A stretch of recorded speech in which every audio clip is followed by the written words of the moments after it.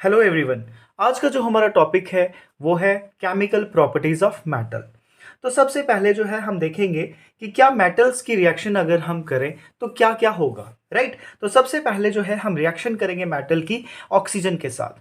तो आपको ये पता होना चाहिए कि मोस्ट ऑफ द मेटल्स जो होते हैं वो रिस्पेक्टिव मेटल ऑक्साइड बनाते हैं जब वो ऑक्सीजन के साथ रिएक्ट करते हैं। अगर हम बात करें तो अगर कोई भी मेटल है, ठीक है, तो उसकी अगर हम रिएक्शन ऑक्सीजन के साथ करेंगे तो क्या होगा, मेटल ऑक्साइड बनेगा, यानी रिस्पेक्टिव मेटल ऑक्साइड बनेगा। ठीक है। अगर एग्जांपल्स की हम बात करें यहां पे, तो जैसे हम पोटेशियम लेते हैं, राइट, प्लस ऑक्सीजन लेते हैं तो क्या बनाएगा, पोटेशियम ऑक्साइड बनाएगा, राइट। क्या बनाएगा, पोटेशियम ऑक्साइड बनाएगा। अब ये बैलेंस नहीं है तो हम जो है इसको बैलेंस्ड कर देते हैं, राइट। तो 4K क्या है, दैट इज पोटेशियम। ये क्या है, पोटेशियम प्लस ऑक्सीजन के साथ जब ये रिएक्ट करेगा तो क्या बनाएगा, पोटेशियम ऑक्साइड, पोटेशियम ऑक्साइड। अगर हम एक और एग्जांपल लें, जैसे सोडियम है, राइट। अगर सोडियम है तो सोडियम और ऑक्सीजन की अगर रिएक्शन होगी तो क्या होगा, सोडियम ऑक्साइड बनेगा। क्या बनेगा, सोडियम ऑक्साइड। फिर अगर हम कॉपर लेते हैं तो क्या होगा, अगर हम कॉपर लेते हैं प्लस ऑक्सीजन के साथ अगर वो रिएक्ट करेगा तो क्या बनाएगा, कॉपर ऑक्साइड बनाएगा। क्या बनाएगा, कॉपर ऑक्साइड। यानी ये क्या है, ये है copper plus oxygen will give rise to copper oxide. तो आपने देखा कि मैक्सिमम जितने भी मेटल्स हैं अगर वो ऑक्सीजन के साथ रिएक्ट करते हैं तो वो क्या बनाते हैं, रिस्पेक्टिव मेटल ऑक्साइड बनाते हैं। तो एक चीज जो बहुत इंपॉर्टेंट है यहाँ पे उसका आप ध्यान रखेंगे कि मेटल ऑक्साइड्स जो होते हैं ये बेसिक इन नेचर होते हैं, राइट। ये क्या होते हैं, बेसिक इन नेचर होते हैं, इनकी बेसिक नेचर होती है। अगर हम इनका टेस्ट करें तो ये जो इनका पीएच होगा वो 7 to 14 के बीच में जो है वो लाई करेगा। इसके बाद कुछ मेटल ऑक्साइड्स ऐसे हैं जैसे अल्मोनियम ऑक्साइड है, जिंक ऑक्साइड है, ये जो है acidic as well as basic behaviour जो है वो शो करते हैं। तो अगर हम एम्फोटेरिक ऑक्साइड्स की बात करें तो एम्फोटेरिक ऑक्साइड्स कौन से होंगे, ये वो मेटल ऑक्साइड होते हैं जो acid as well as base के साथ रिएक्ट करते हैं और क्या बनाएंगे, सॉल्ट प्लस वाटर। एग्जाम्पल के तौर पे अगर हम लेते हैं यहां पे, तो आप देखिए यहां पे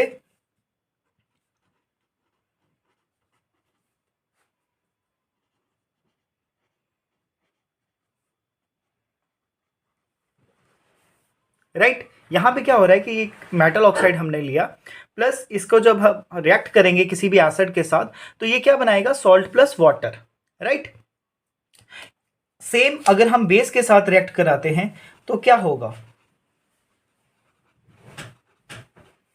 बेस के साथ अगर हम रिएक्ट कराते हैं तो क्या होगा कि ये जो है एक सॉल्ट बनाएगा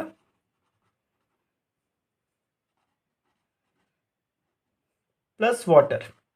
तो हमेशा याद रखना एम्फोटेरिक ऑक्साइड्स कौन से ऑक्साइड्स होते हैं, जो acid as well as base के साथ रिएक्ट होके जो है सॉल्ट प्लस वाटर बनाते हैं। एक चीज हमेशा याद रखना कि जितने भी मेटल ऑक्साइड्स होते हैं वो इनसॉल्युबल इन वाटर होते हैं, यानी मोस्ट मेटल ऑक्साइड्स जो होते हैं वो कौन से होते हैं, इनसॉल्युबल। मोस्ट मेटल ऑक्साइड्स जो होते हैं ये इनसॉल्युबल इन वाटर होते हैं, इनसॉल्युबल इन वाटर। बट अगर कुछ डिजॉल्व होते हैं वाटर में तो वो क्या बनाते हैं, एल्कलीज बनाते हैं, राइट। यानी अगर कुछ डिजॉल्व होते हैं तो वो क्या बनाएंगे, एल्कलीज बनाएंगे, राइट। अब सेकंड रिएक्शन जो मेटल की है वो हम करेंगे वाटर के साथ। तो आप हमेशा याद रखना कि मेटल जो है वो रिस्पेक्टिव हाइड्रोक्साइड और हाइड्रोजन गैस जो है वो लिबरेट करता है जब वो वाटर के साथ रिएक्ट करेगा। यानी अगर हम वर्ड इक्वेशन की बात करें तो जब भी मेटल जो है वो वाटर के साथ रिएक्ट होगा तो क्या बनाएगा, मेटल हाइड्रोक्साइड बनाएगा,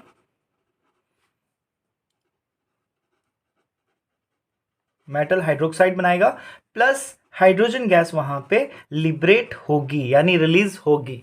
तो जैसे पोटेशियम है या सोडियम है, तो ये कोल्ड वाटर के साथ जो है वायलेंटली रिएक्ट करते हैं, राइट। अगर आप इनको जो है डायरेक्टली जो है वाटर के साथ रिएक्ट कराएंगे तो यहाँ पे जो है ये एक एक्सोथर्मिक प्रोसेस होगी जिसमें जो है ये एकदम से बर्न करना शुरू हो जाएंगे। तो सोडियम और पोटेशियम जो है ये बहुत ही वायलेंट जो है रिएक्शन होती है जब आप इसको जो है वाटर में जो है मिक्स करेंगे। तो ये कौन सी रिएक्शन यहाँ पे होगी? एक्सोथर्मिक होगी। तो आपने जो है एंडोथर्मिक और एक्सोथर्मिक रिएक्शंस के बारे में पढ़ा होगा कि एंडोथर्मिक में हीट जो है वो एब्जॉर्ब होती है और एक्सोथर्मिक में हीट जो है वो लिबरेट होती है। तो हमेशा याद रखना कि जैसे पोटेशियम है, राइट, तो उसको जब आप वाटर के साथ रिएक्ट करोगे तो क्या बनेगा? पोटेशियम हाइड्रोक्साइड बनाएगा, KOH plus hydrogen gas release होगी प्लस हीट एनर्जी रिलीज होगी, राइट।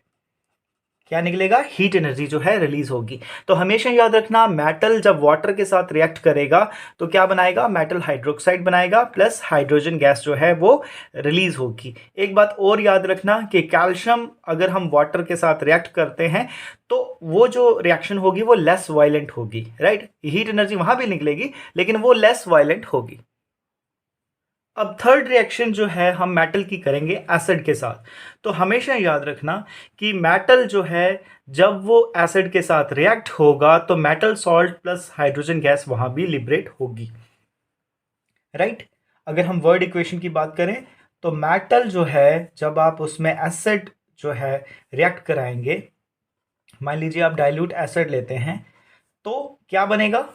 मेटल सॉल्ट बनेगा रिस्पेक्टिव, यानी जो मेटल लोगे उसका सॉल्ट बनेगा प्लस हाइड्रोजन गैस जो है वो लिबरेट होगी, राइट। अब एग्जाम्पल की बात लें तो अगर हम सोडियम लेते हैं प्लस उसको जो है हाइड्रोक्लोरिक एसिड के साथ रिएक्ट करते हैं तो क्या बनेगा? सोडियम क्लोराइड बनेगा, NaCl प्लस H2 गैस जो है वो रिलीज होगी।